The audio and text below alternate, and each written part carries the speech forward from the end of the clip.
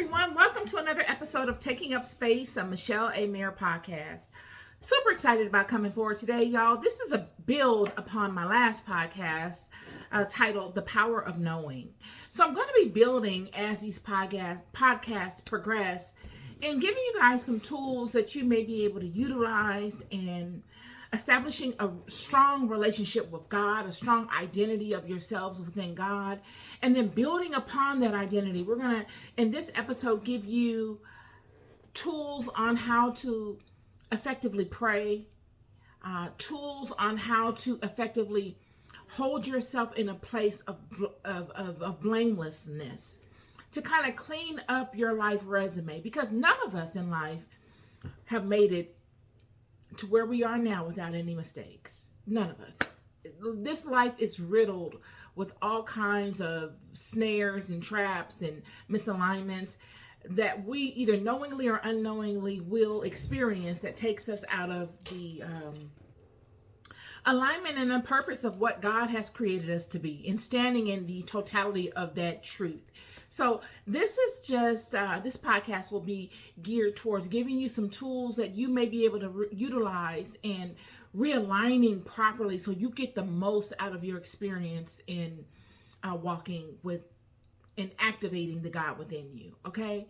So during the last episode, we focused on being dedicated to something, being dedicated to building your internal kingdom up from the inside out, being dedicated to knowing God and standing within the truths of God. And in order to know God, you must study. You must realize who God is in your life. And it's not for me to tell you who that is, because I can't even tell you, I can't even say anything different than it'll be different for all of you. Your ideology on who God is will be different from what I see God as. I can't give you a cookie cutter roadmap, or not even a roadmap, a cookie cutter definition of the totality of God. And I spoke to that during my last podcast. But what I can do is give you some directionals, okay? And so today's directional will be upon prayer. Prayer, what is prayer? Prayer is, in my opinion, and these are all my opinions, prayer is a place, a safe place where we all can go independent of one another and be heard. A safe place that we all can go and speak our absolute truths without judgment, without condemnation, without ridicule, where we could lay it all on the altar of God and say, Father, this is my truths. These are my truths. These are my burdens. These are my worries. Or these are my thanks. And I just want to give them to you because they're too heavy for me, or because I don't know what to do with them. And I need for you to create change because of them. Prayer is a place where you can go that is all yours to create change in your world.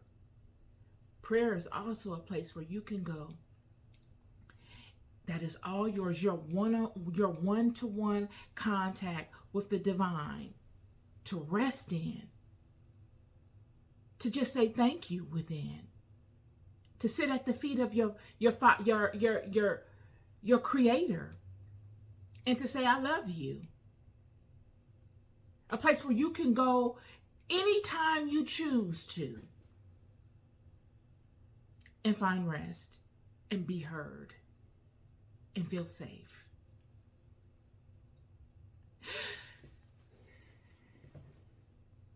There is no particular method as to how to pray. I can't tell you this is the only way you can pray. You got to do it this way. The only real thing I can say to you about prayer is that you must be genuine. You got to be genuine. It's as if you're going to an elderly person in your family, someone that you trust and you know that loves you, and you are just coming before them because you know that they can and you know that they will. You know, you have a person in your family that you know they can and they will, if as long as it's right. You're not going to go to that person and ask them to do a bunch of nonsense that you know yourself you shouldn't be doing. You respect them too much. You respect their presence. You respect what they stand for too much, and you know that they're going to look at you differently, even if you come to them with such things. So out of honor for them, you hold yourself in a particular way because you think that they're constantly watching you. They're constantly privy to your goings on in life. So you hold yourself to a certain cadence because you never want to disappoint them. And you surely would never come to them and tell them or ask them to assist you in doing something less than what they would expect of you or what they have instilled in you to be. It's the same way in prayer. It's the exact same way. It's a place of reverence, yet it's a place of love and a place of respect. It's a level of respect that must be maintained. Yet, what you will find in your cadence with God in prayer is that the more you interact with God, just like the more you interact with that elderly person in your family that you respect so much, the more you become friends with that person, the more you become friends with God. You don't have to approach God as a beggar. You must approach God as your father. You got to approach him as a parent as you would to a parent that loved you. You don't need to go and beg from your parents. When you first get of age and you start asking for new things, yeah, you come across like, may I please, all that kind of stuff. But once your parent sees that you've gone out and you've gotten some things done on your own, they start to have more faith in you. And now you can come amongst them with a little bit more confidence because you earned it. They've seen you fly without having to assist you. They have more faith in you. So now you can come, and they want you to come, and they want you to say, my dad used to tell me, don't come and ask me for anything without being able to tell me what your plan is. I always knew when I came to my dad, I had to have a plan. Because I wasn't just gonna be able to say, Daddy, can I have such and such? And he was gonna say, oh yeah, here you go. No, it would never happen like that. It would always be a back and forth. It would always be a negotiation. It's the same way with God. God will give you whatever you want. But first, he's got to know that you've earned it. And a lot of times, God will give you things without you having even earned it. Then you got your crash and burn moments, and you got to come back, and you constantly coming back and asking for more and more. And this is where the fine tuning comes in a lot of times. Everyone's situation is different. But the point is that you must approach your prayer life as someone worthy, because you are.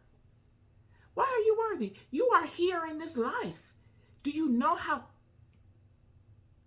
difficult it was for you to be conceived, for you to even be born? Do you understand the dynamics, the mathematics that were against you? The fact that you are here is a miracle. So you're already starting off in an advantage state in the eyes of God. You are already qualified. You have beat billions. And you were selected. I did the video on how the female egg, even though that there are tons of male sperm vying to impregnate this and penetrate this egg, it is the female egg that decides her genetic makeup.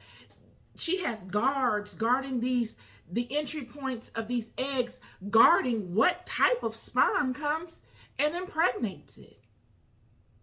So even though you were one may be the fastest sperm to get there, it doesn't mean that it's going to actually be able to penetrate through the barrier of the egg and actually impregnate it. It's constantly a challenge in this life. It's been that way. This whole system is set up that way. So when you go before God, you must go before God as someone worthy, because you are. And it is the things of this life that will convince you otherwise. But you must remind yourselves of these basic fundamental truths, that you are worthy. Just because you are here basking in the world of light, you were created. You have made it through gestation, all the way through the birth canal, into the world of sound, light, noise, and shapes. And that essence of God that is within you is an essence that we all have to help you navigate throughout this walk you have.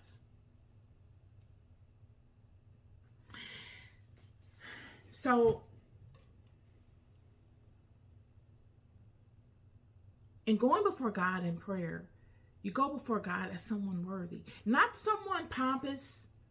You don't go before God telling God anything. This is not a negotiation. I'm going to do this if you do that. This is not that, friend. And it will allow you to think that only for it to send you through experiences to show you how to handle it. There's no right or wrong. It will just send you through experiences to teach you how to handle it. But I believe that the analogy of the grandparent is a very good analogy. It's going before someone that is wiser than you, that has power, the power to do whatever it is that you desire in this life. Someone that loves you tremendously, that wants the best for you. Your success is their success, because you are a part of their lineage. They want you to be successful. They want you to be happy. God wants you to be successful. God wants you to be happy. God wants to lay at your feet all that this life has to offer you for goodness and for abundance. But God also is wise enough to know that He can't lay everything at your feet, because it will corrupt you. And in corrupting you, corrupts God's creation and all that comes from you. And you will go out and corrupt other children of God. So now that we've established what prayer is, and going before God and speaking your truths to God, as a person that your truths will go no further from, you could tell everything to. Even the stuff that you are ashamed of, you could tell it there. You could speak the fact that you feel bad about it there, and leave it there, and ask God to help you overcome it, to help you rid yourself of the habits of it, or rid it from your life. Other ways of doing this in regards to dealing with things that we have accumulated along our walk in life are creating a list. I've done this and I found it extremely powerful. It was the turning point actually in my life. I wrestled with a lot of things that I was ashamed of, that I had done to myself, to my body, just out in the world. I felt guilty about it. And I wrote a list of things that that were weighing me down, even though it wasn't obvious. But when I really went within myself, I got to a point where I was like, I need to get my internal house together. I got the outward projection going and all of that. I look a certain way, great. But inwardly, all the junk that the outward projection, that came with the outward projection, with perpetuating this outward projection, was weighing me down internally. And I remember creating this list. And I wrote a list of things that I regretted and that I found very burdensome. And I remember while writing the list, I was ashamed. I was bringing up things that I had forgotten, but that were there and they were heavy. And I remember writing the list, and I was like, wow, I'm going to have to burn this because I don't want anybody to ever see this. I remember thinking that to myself. And many of you may feel that way when you write your list if you do this. But it needs to come up. You need to face the demons that you have made agreements with. The demons that you have allowed to have space in your life, in your mind, because of actions that you've done in your life. And I made this list, and I would repeat these things every single day. I would say, I'm going to say it because, I had an abortion before. I had an abortion, and it was a big deal to me because I had an abortion, and it was, it psychologically messed me up. The fact that I aborted my child, it really bothered me. And I know many women go through that. I mean, it might not be a lot to some of y'all, but to me, it was a big deal. And I remember 15 years later, when I wrote this list, how the emotions, when it came up, how it all came up and was so heavy. And I didn't realize that the emotions from that situation dictated everything in my life. It dictated my relationships with men. It dictated how I saw myself, what I saw myself worthy of, without me even realizing it. I would literally disqualify myself from certain things without even knowing it because of the weight of all that I went through from having made that decision. It affected so many different things. And I can recall when I wrote it down, amongst other things, that I felt some of the weight lift. And then I wrote next to it that I forgave myself, but I couldn't just write, okay, I forgive myself for having an abortion. I had to go back to that time and relive that whole situation that was in my mind and forgive myself from all of that. I had to face it. And I had to come to terms that I didn't do better because I didn't know better. I didn't do better because I was afraid. And I didn't feel like I had a lot of options. And what were the reasons that made me move in that direction? And I had to forgive myself for all the different pieces of it that composed the total body of that decision. And I would package all of those pieces, all of those little bitty pieces that compose the body of that decision that I call abortion. When I said I forgave myself, and I said I forgave myself for having an abortion, I literally forgave myself for the whole situation. And that whole situation was wrapped up in that one word, abortion.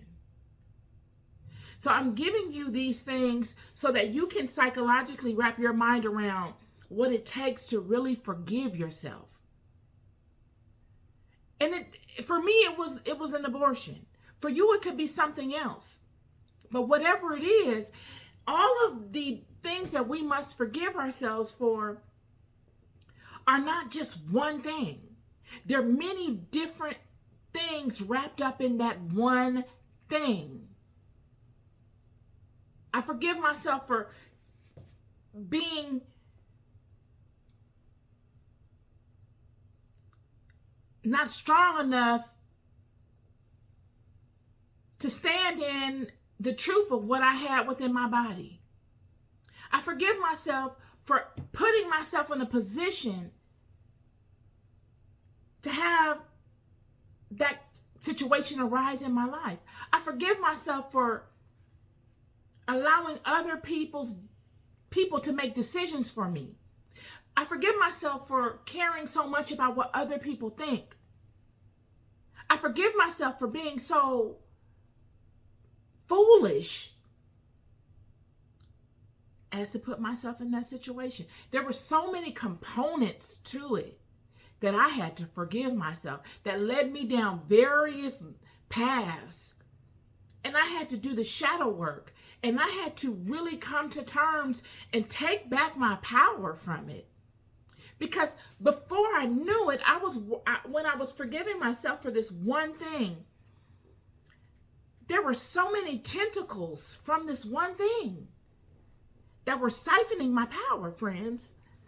But when I forgave myself and I went and I sat and it took a long time. I mean, it didn't take years, but it took weeks for me to diligently really look into it and see how it affected me overall.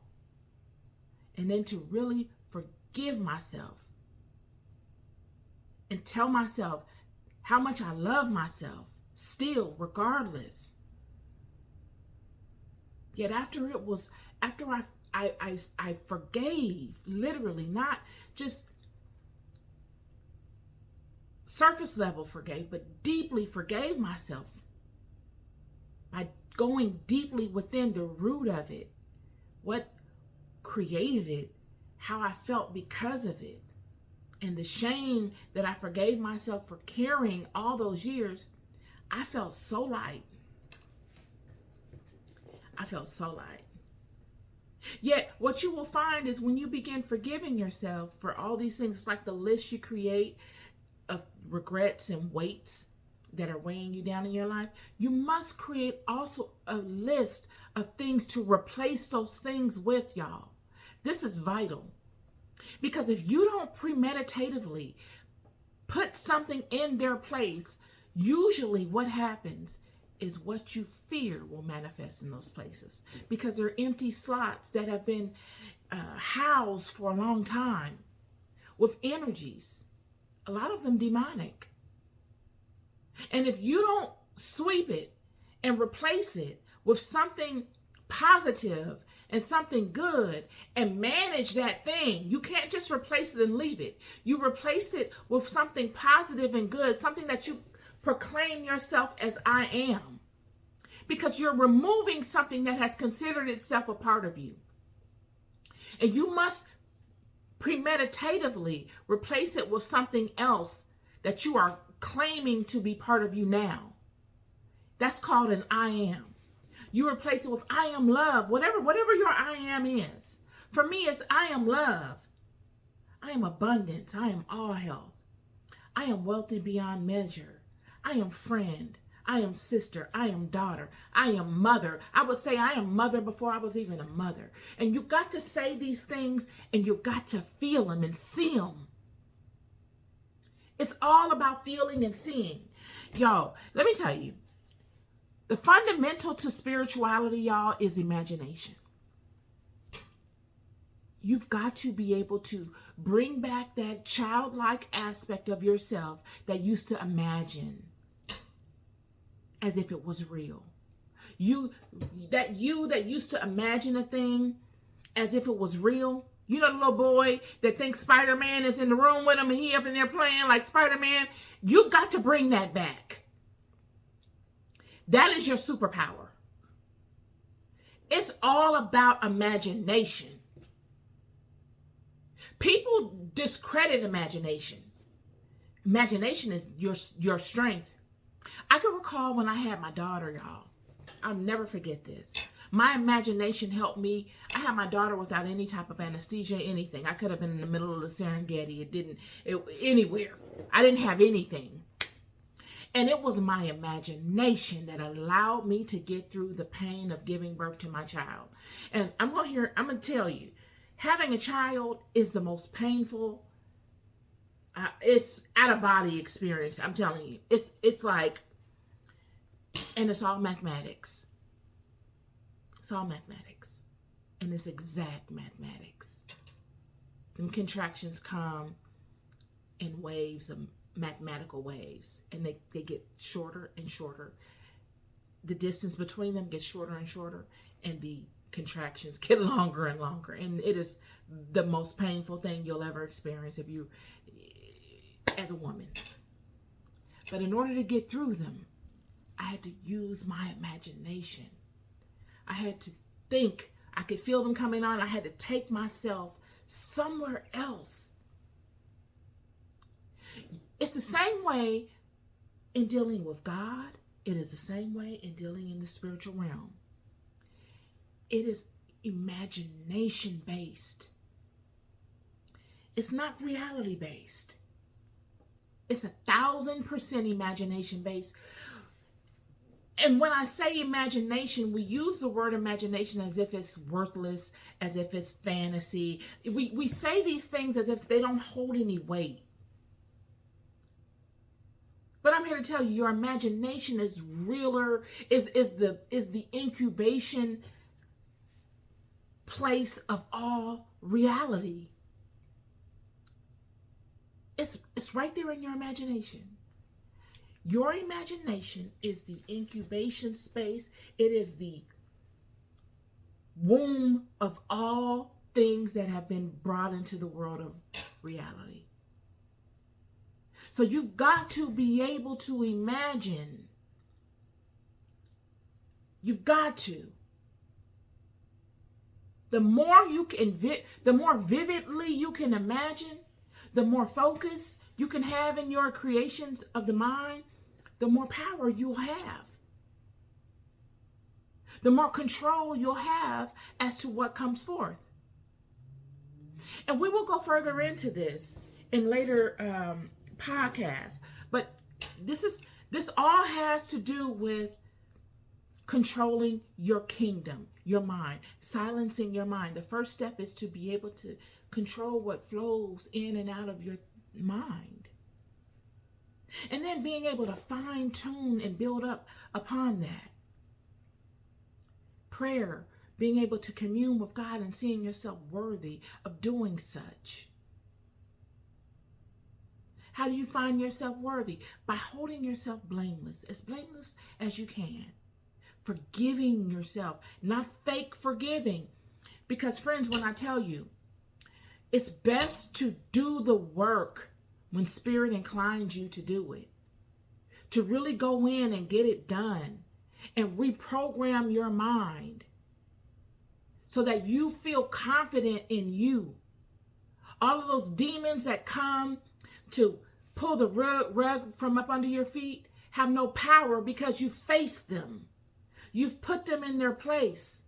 You've taken back control of your kingdom. You're no longer holding yourself in condemnation. You've forgiven yourself. And in forgiving yourselves, you have no more power to give away to those demons. They can't come and make you feel bad anymore because you've done the work to forgive yourself. Because I'm here to tell you that the trials and the tests will come. And they will come to test if you've actually done that. They'll come. They surely will. To test if you've actually forgiven yourself. Do you really stand on what you say? And there's no fail or there's no, win or lose. It's just, did you really do the work or did you not? And if you didn't, you won't pass that test. You have to go back to point A and go do that inner shadow work. You have to go and face you and those demons. Or you allow them free reign in your kingdom. One or the other. Or you've done the work. And now you are capable for the next round.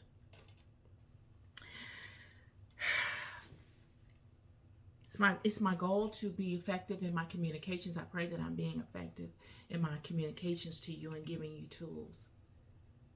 Doing the shadow work is quite necessary. It's necessary in the fact that you are now able to look at your life and speak intelligently and truthfully to your actions without shame or guilt. There surely will be some level of residue of guilt and some level of residue of shame in your interactions. That comes with having a conscience. But you've taken control. And you stand in accountability of those things. And you go about life doing positive things to outnumber the negatives. This is the dedication part. It's one thing to say, yep, I'm this and I'm that. But you must go about life doing things that solidify that in your life, to make it truthful, to make it resonate within your life, or else you're just saying stuff. You have no root. And this is the part that's so vitally important. This is what will separate you from another. And this is all independent. We all have our own independent walk in this. Identifying who you are as a child of God. Not a holier than thou, not a better than you, not a judgmental, not any of that. Just who you are. What do you stand for? What are your negotiables and what are your non-negotiables? Ironing those out and living by it. Not letting anything come and deter you from it. It's written in stone. It's set in stone. No one can come and compromise it. And living by it and allowing that to be righteous and that be the law of your heart. Because it is the law of your heart. You're just acknowledging it now and you're walking in it.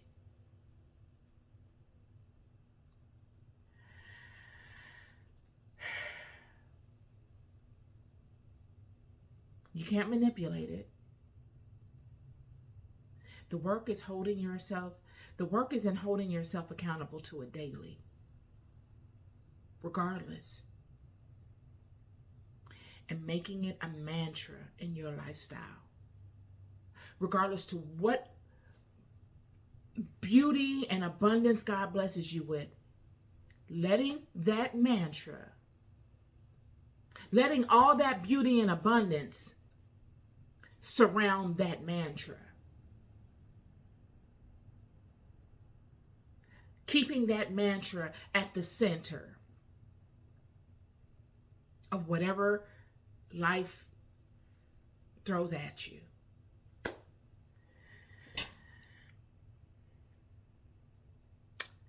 All is well. The funny thing about doing these videos is that I just expound.